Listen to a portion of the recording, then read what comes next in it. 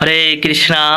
তো শ্রী শ্রী ইন্দ্রা একাদশী ব্রত কোন দিনে এবং কখন আমাদেরকে পালন করতে হবে, এই ব্রতের মাহাত্ম্য কী এবং এই ব্রত পালন করলে আমাদের পূর্বপুরুষরা কিভাবে উদ্ধার পেতে পারে, সেই বিষয়ে আজ আমরা বিশদ ব্যাখ্যা আচ্ছাদন করব।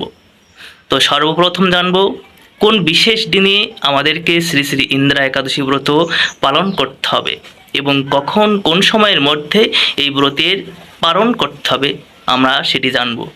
তো গৌড়ীয় বৈষ্ণব পঞ্জিকা অনুযায়ী এখানে বলছে যে শ্রী শ্রী ইন্দ্রা একাদশী ব্রত পালন করতে হবে 11ই আশ্বিন এবং 28শে সেপ্টেম্বর শনিবারে আমাদের এই ব্রত পালন করতে হবে।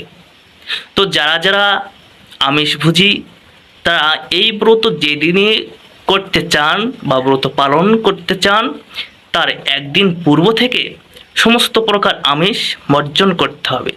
তারপরে আমাদেরকে ভক্তি নিষ্ঠার সহিত আমাদের এই ব্রত পালন করতে হবে। তারপরে এই ব্রত কখন আমাদেরকে পালন করতে হবে, উপবাস ভাঙতে হবে। এখানে বলছে যে 12ই আশ্বিন 29শে সেপ্টেম্বর সকাল 9টা 49 মধ্যে, অর্থাৎ বাংলাদেশ এই সময়ের মধ্যে আমাদের ব্রতের পালন করতে হবে এবং ভারতীয় সময় 9টা 29 মধ্যে এই ব্রতের পালন করতে হবে। তো এবার আমরা জানব যে এই ব্রতের মাহাত্ম্য কী, এই ব্রত পালন করে কিভাবে এই ব্রতের ফল পূর্বপুরুষদের দেওয়া হয় এবং পূর্বপুরুষরা এই ব্রতের ফলের প্রভাবে কিভাবে তারা উদ্ধার হতে পারে, সেই সকল বিষয়ে আমরা বিশদ ব্যাখ্যা শ্রবণ করব। তো প্রত্যেক একাদশী ব্রতের মাহাত্ম্য ভগবান শ্রীকৃষ্ণ যুধিষ্ঠির মহাশয়কে শ্রবণ করিয়েছিলেন। তো মহারাজ যুধিষ্ঠির পরমেশ্বর ভগবান শ্রীকৃষ্ণকে বলছেন যে হে মাধব, আশ্বিন মাসের কৃষ্ণপক্ষা যে একাদশী, এই একাদশী ব্রতের নাম কি এবং এর মাহাত্ম্য কী সে বিষয়ে বিশদ ব্যাখ্যা আমাকে বলে ধন্য কৃতার্থ করুন। তখন পরমেশ্বর ভগবান শ্রীকৃষ্ণ যুধিষ্ঠিরকে বলছেন যে হে রাজন, আশ্বিন মাসের কৃষ্ণপক্ষিয়া যে একাদশী, এই একাদশী ব্রতের নাম ইন্দ্রা একাদশী। তো এবার আমরা শ্রবণ করব ইন্দ্রা একাদশী ব্রতের মাহাত্ম্য কী। বলছে যে এই ব্রত প্রভাবে মহাপাপ বিনষ্ট হয়ে যায়, সমস্ত পাপ বিনষ্ট হচ্ছে। এমনকি কর্ম বিপাকে যারা নিম্নজনী লাভ করেন সেই পূর্বপুরুষদেরও উত্তম গতি লাভ হয়। এই একাদশী ব্রত মাহাত্ম্য শোনামাত্রই সামবেদীয় যজ্ঞফল প্রাপ্ত হয়। হে রাজন, মাহেশমতি নগরে ইন্দ্রসেন নামে এক প্রসিদ্ধ রাজা ছিলেন।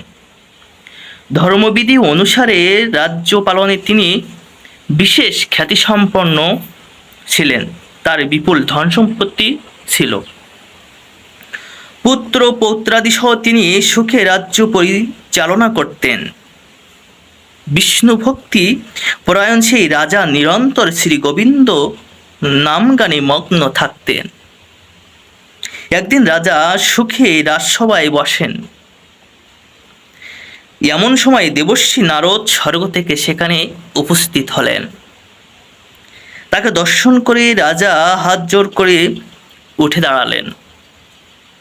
দণ্ডবত প্রণাম করে মুনিকে আসন, পাদ্য, অর্ঘ্য আদি ষোড়শোপচারে পূজা নিবেদন করলেন। তারপর বললেন, হে মুনিবর, আপনার দর্শন মাত্র আমার যাবতীয় যজ্ঞফল লাভ হয়েছে। এখন আপনার আগমনের কারণ জানিয়ে আমাকে কৃতার্থ করুন। দেবর্ষি নারদ বললেন, হে মহারাজ, অতি বিস্ময়কর এক কথা শ্রবণ করুন। আমি একসময় যমলোকে গিয়েছিলাম। সেখানে যমরাজের সবাই বহু পুণ্যকারী আপনার পিতাকে দেখলাম। ব্রতভঙ্গ পাপে তাকে সেখানে যেতে হয়েছিল। কেউ যদি কোনো প্রকার ব্রত করেন তো সেই ব্রতের ভঙ্গের কারণে তাকে নরকেও যেতে হয়, শাস্ত্রে এমনটি উল্লেখ রয়েছে। তো তারপর বলছেন যে হে রাজন, আপনার পিতা যে সংবাদ প্রেরণ করেছেন আমি এখন তা আপনাকে বলছি, আপনি সেটি শ্রবণ করুন। তিনি বলছেন, হে ঋষিবর, মাহেশমতি ইন্দ্রসেন রাজা আমার পুত্র। তাকে বলবেন যে আমি বহু পুণ্য অনুষ্ঠান করলেও কোনো কারণবশত যমালয়ে আসতে বাধ্য হয়েছি। রাজার পিতা যমালয় থেকে দেবর্ষি নারদকে কথা বলছেন, আপনি কৃপা করে তাকে সর্বপাপনাশক ইন্দ্রা একাদশী ব্রত পালন করতে বলবেন।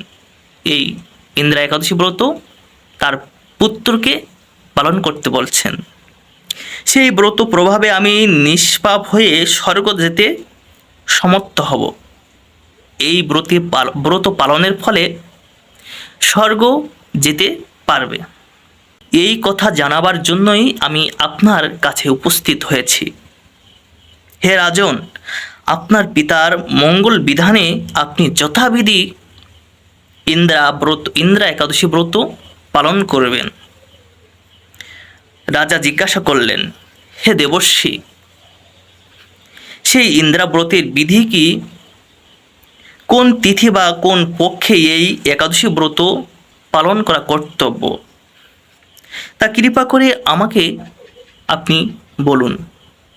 দেবর্ষি উত্তর দিলেন, হে মহারাজ, আশ্বিন মাসের কৃষ্ণপক্ষিয়া দশমীর দিন শ্রদ্ধা সহকারে প্রাতঃস্নান করবেন। মধ্যাহ্নে ভক্তি ভাবাপন্ন হয়ে পুনরায় স্নান করবেন এবং রাত্রিকালে ভূমিতে শয়ন করবেন। পরদিন একাদশীতে প্রাতকৃত্যাদি সমাপন করে নিরাহারে থাকবেন। ব্রতের নিয়মাবলী দৃঢ়ভাবে আপনি পালন করবেন। হে পুণ্ডরীকাক্ষ, হে অচ্যুত, হে শরণাগতের প্রতি কৃপা করুন। এভাবে শ্রদ্ধা সহকারে শালগ্রাম পূজা করে পিতার উদ্দেশ্যে ব্রতের ফল আপনি অর্পণ করবেন। দ্বাদশীর দিন সকালে ভক্তি ভরে শ্রীহরির পূজা করবেন এবং পূজা করে ব্রাহ্মণ ভোজন করিয়ে অবশেষে নিজে মহাপ্রসাদ গ্রহণ করবেন। হে রাজন, বিধি অনুসারে শ্রীহরি এবং ভক্তদের অর্চন করলে আপনার পিতৃবর্গ মুক্তি লাভ করে শীঘ্রই বৈকুণ্ঠে গমন করবেন। রাজাকে এই উপদেশ দিয়ে দেবর্ষি নারদ প্রস্থান করলেন। রাজা ইন্দ্রসেন মুনিবারের উপদেশ অনুসারে পুত্র পরিজন সহ ভক্তি সহকারে এই ইন্দ্রাব্রতের অনুষ্ঠান করলেন। তখন দেবগণ থেকে পুষ্পবৃষ্টি হতে লাগলো এবং তার পিতাও বিষ্ণুলোকে গমন করলেন। তারপর রাজ ইন্দ্রসেন নিজ পুত্রকে রাজ্যভার অর্পণ করে নিজেও বিষ্ণুলোকে ফিরে গেলেন। এই ইন্দ্রা একাদশী ব্রতের পাঠে ও শ্রবণে মানুষের সকল পাপ মুক্ত হয়ে বিষ্ণুলোকে গমন করে। তো শাস্ত্রে বলছেন যে প্রত্যেক একাদশী করা অবশ্যই কর্তব্য। এই একাদশী ব্রত পালন করলে সমস্ত পাপ তাপ দূরীভূত হয়ে যায় এবং ভগবত ভক্তি, ভগবত প্রেম এগুলি জাগরিত হয়। ভক্তি মার্গের সহজ পন্থা হচ্ছে এই শ্রী শ্রী একাদশী ব্রত। সমস্ত পাপ দূরীভূত হয়ে আমরা ভগবানের চরণে আমরা আত্মসমর্পণ করতে পারি, ভগবত ভক্তি জাগরিত হয়ে যায়। তাই আমরা প্রত্যেক একাদশী যথাসময়ে ব্রত পালন করব এবং এই ব্রতের নির্দিষ্ট সময়ের মধ্যে ব্রতের পালন করতে হবে। পালন না করলে সমস্ত ব্রতের ফল নিষ্ফল হয়ে যাবে। তো সকলের চরণে দণ্ডবত প্রণাম জানিয়ে আজ এখানেই শেষ করছি। জয় শ্রী রাধে।